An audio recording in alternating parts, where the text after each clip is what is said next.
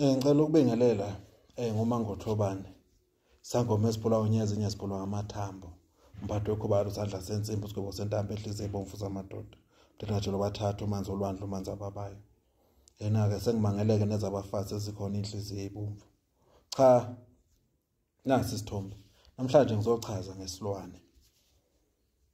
Masikhuluma ngesilwane sikhuluma ngeinhlobo ezimbili. Ngizokhuluma ngeinhlobo ezimbili. Kukhona isilwane okuthola ukuthi sambisa nawe. Lo muntu lo ufuna lesilwane sihambe nawe la uyakhona. Yikho uzothola ukuthi omunye umuntu mayinaleso silwane leso noma kuthiwa uyapi lo muntu amfakile lesilwane uyazi ukuthi ukuphi manje ngoba lesilwane siya reporta yonke into ayenzayo. Mase bakhona isilwane sani selumbo ozophuphudla wena kanti ufakwa sona lesilwane ngaphakathi kuwe. Mase siyaphenduka lesilwane mase siyaphila kuwe. Yikho uzothola ukuthi abantu abaningi bagcina benza izinto abangakholelwa ukuthi bengazenza. Egcina umuntu mayexabana nomuntu ekhipha umese emgwazi.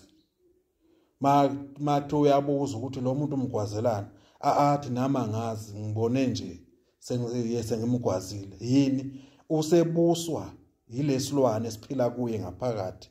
Semshintsha ubuyena. Leso silwane ke ziningi izinto esizimosha empilweni zabantu. Leso silwane leso selumbo. Mase kuba khona esinye sesithathu. Lese esivuswe ethuneni kuvuswa umuntu ongasekho. Mase kuthiwa akambathe wena ukuze ngimoshele impilo yakho. Lokho kuhamba ke mase sekuthiwa wena unani? Wena unespoke, uhamba nespoke, uhanjiswa nespoke. Yikho ngisho ukuthi lezi zinto lezi yizona izinto ezikhathaza impilo zabantu njengamanje. Omunye uzothola ukuthi ekhaya unengane. Lengane uyizwa ngathi mayekhuluma uyasho ukuthi hayi lengane lena ayizwa. Kanti lengane inalesilwane esibizwa ngani ngelumbo. Akuseyona lengane sekuyilesilwane esicontrola lengane esifuna senze into esiyithandayo yona hayi ethanda umzali wayo. Yikho ke ngithi ke lezilwane zonke lezi engizibalile ziyajika futhi zilale nawe.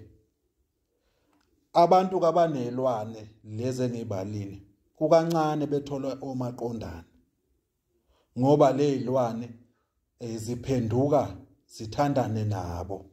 Ozothola ukuthi mayithola umuntu bazoxabana noma mayithola umuntu balala lo muntu akeke aphinda abuye ngezathu sokuthi lesilwane sesazi ukuthi sithandana naye lo ombathiswe kuwo.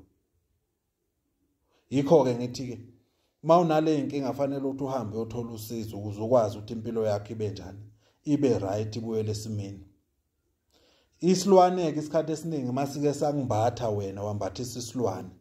Idlozi noma zithunywa zakini ziyahlehla kuwe. Ngezathu zokuthi ithunywa nedlozi alizwani nokungcola ngoba lesilwane sisuke esikhandiwe savuswa sisuke singcolile naso. Mese nawe ke siyangcolisa. Yikho abanye ezothi umuntu hayi mina nginesichitho. Kanti akusona isichitho isilwane sizochitha yonke into ayibamba ngesandla. Uma uzothi omunye hayi mina mangiphethe imali imali vele iphela ngazi nokuthi ngithengeni. Yini yiso lesilwane lesi esizochitha imali kuwe. Omunye uzothola ukuthi umuntu hayi mina nginezimoto mina nginani kodwa manje yonke leyo nto ayisekho iyaphela iyafa. Yini yilesilwane. Yikho ngize ngithi ngisho imoto yambathisa isilwane. Ngisho imfuyo ekhaya yambathisa isilwane. Uthola ukuthi imfuyo ayizali. Imoto uthola ukuthi iyafa iyakuhlupha njalo. Awusazi ukuthi uzoyikhanda apho uyikhande lokho ethi umakhenikha hayi iyaphila iright uyithathe. Wawanede nje wayithatha nje ya driver nguwe kusasa phinde yabuya futhi. yikho uzothola ukuthi omunye umuntu uma edrive imoto ukutholakala ukuthi imoto iyashayisa noma iyaginqika mayithi hayibo le moto lena ngithe ngixoba ama-brake ayibreki ngithe mangidrive ngabona ngidlula umuntu la ebusuku ngathi ngiyabreka yangena esikhotheni yashayisa imoto. Ziningi izinto ezenziwa yilento le. Siyathokozwa uMango Thobani isangoma esipula ezinye esipula ngamathambo thokoza.